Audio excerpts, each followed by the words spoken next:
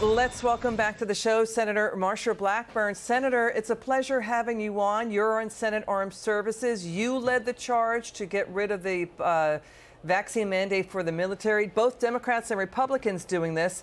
Senator, there are fears the president may veto this. We'd like your reaction to this new sound from the White House press secretary. Watch this. And we believe that it is a mistake, what we saw happen on the NDAA as it relates to the vaccine mandate. What do you think, Senator? Will the president veto it? Liz, we are helped in this by the fact that you have Democrats and Republicans in both the House and the Senate that support removing this mandate. The president has said the pandemic is over.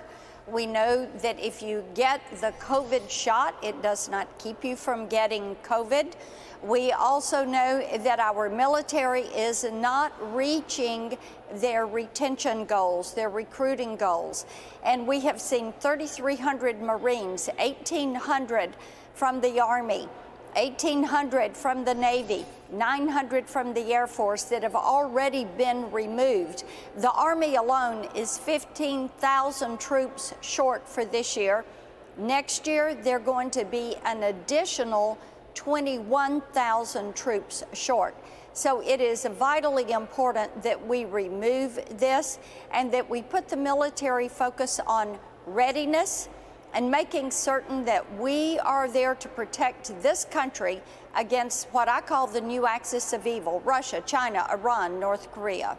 Where is the language to reinstate the thousands of troops discharged for not getting vaccinated?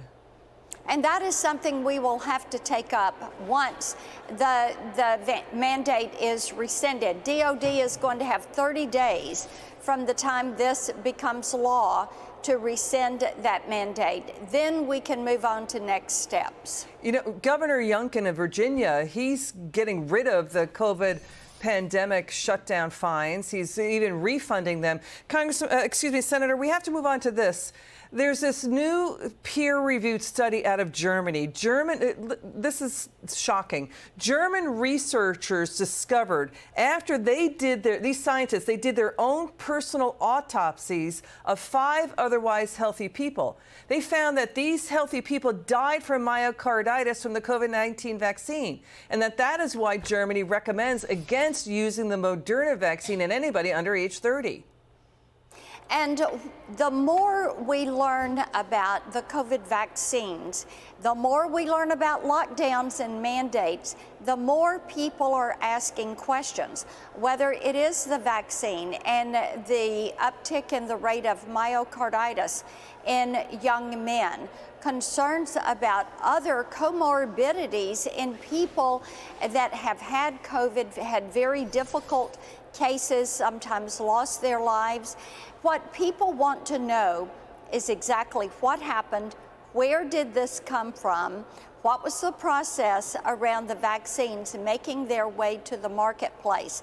That is why it is so important that the House do its work on oversight, and it is important that we remove this mandate from our military and allow them to focus on readiness. Well, Senator, you're bringing up and raising important issues and leading the charge on this. It's important work that you're doing, because this story out of Israel, Israeli scientists at Tel Aviv University discovered 2 antibodies that can knock out all COVID strains where you do not need a booster at all. It focuses on antibody treatments instead of the vaccine built on the spike protein.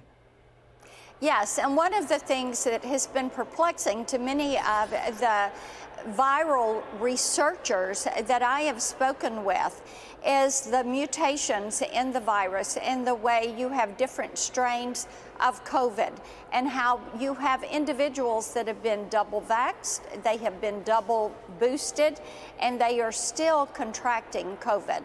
Yeah, it's a big story. We're going to stay on this. We're going to track this as it moves through the Senate and to the president's desk. We'll see if he's going to veto this. It's going to be a big story if he does. Senator Blackburn, thank you so much. We really appreciate you coming on again. You got it. And Merry Christmas to you and yours. And it's good to see you.